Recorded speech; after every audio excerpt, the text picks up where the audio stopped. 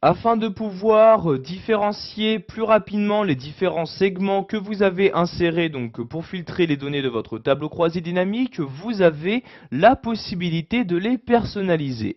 Donc pour pouvoir personnaliser un segment, vous devez tout d'abord le sélectionner. Donc je vais par exemple ici pour commencer personnaliser celui-ci. Je clique donc dessus pour le sélectionner. Une fois celui-ci sélectionné, vous avez en haut dans le ruban Office un nouvel onglet qui apparaît, l'onglet Options. Je clique donc dessus pour y accéder. Premièrement, j'ai par exemple ici la possibilité tout à gauche de modifier le nom donc de mon segment.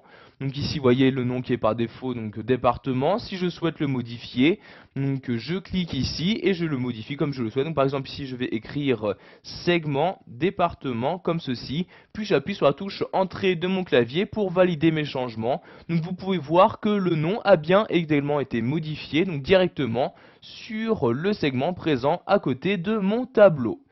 Sachez également qu'il existe différents styles applicables à vos segments afin de modifier très rapidement leur mise en forme et leur couleur. Donc pour appliquer un style à un segment, donc vous devez tout d'abord les afficher en cliquant sur ce bouton-là. Vous avez dans ce menu les différents styles disponibles, donc soit un style clair, soit un style avec des couleurs foncées. Donc par exemple, je vais utiliser celui-ci, je clique dessus et voyez donc le style est automatiquement donc appliqué au segment qui était sélectionné. Il est également possible de choisir quel segment va apparaître devant l'autre ou non. Donc vous voyez par exemple si je déplace celui-ci, donc je clique, je maintiens le clic de ma souris et je déplace ici sur le second segment. Je lâche ici le clic de ma souris. Vous pouvez voir qu'il apparaît pour l'instant au-dessus de l'autre. Si je souhaite le faire apparaître en dessous, je vais ici devoir le reculer d'un ou plusieurs plans. Donc pour reculer, donc pour changer de plan un segment, vous allez vous rendre toujours dans l'onglet Options sur l'un des deux boutons, donc suivant si vous souhaitez l'avancer ou le reculer d'un plan.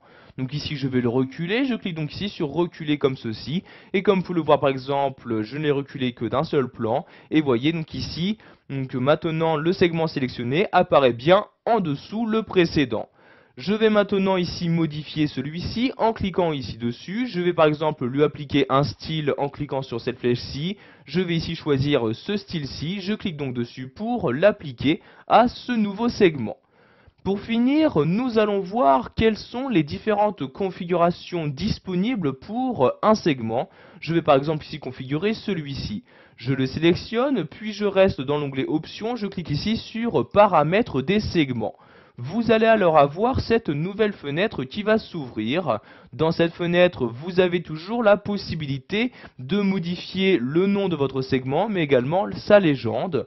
Et vous pourrez également choisir dans quel ordre donc, faire apparaître les différentes données de ce segment. Donc, par défaut, donc, il s'agit d'un ordre croissant, donc de A à Z. Si vous souhaitez inverser cet ordre, vous cochez ici donc la case décroissant comme ceci. Et pensez bien à cliquer sur le bouton OK pour valider vos changements.